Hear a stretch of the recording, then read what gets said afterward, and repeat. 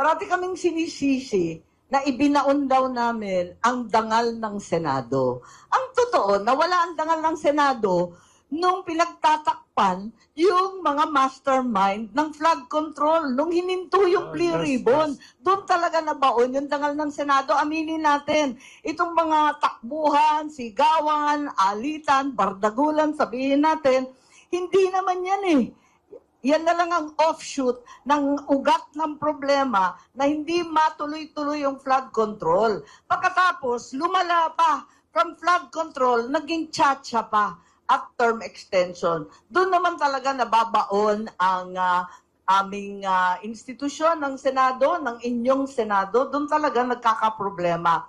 Ngayon, kung ano ang itutuloy, inaasahan ko na mag-uusap-usap sa mga susunod na araw at sana magkasundo na kasi hindi naman maganda itong sila na ang nagsabi ng napaka-unparliamentary na kulong na ang dalawa sa inyo. Kaya pinagpipilitan ninyo. May ganun eh. Eh hindi ba unparliamentary at offensive naman yun? Ikalawa, sila pa yung nag-walk out. Sila pa ang may tapang mag-walk out. Tama ba yun? Kaya eto nga, sana magkasundo na yung dalawang panig. Titiisin na namin sila. Tiisin na rin nila kami.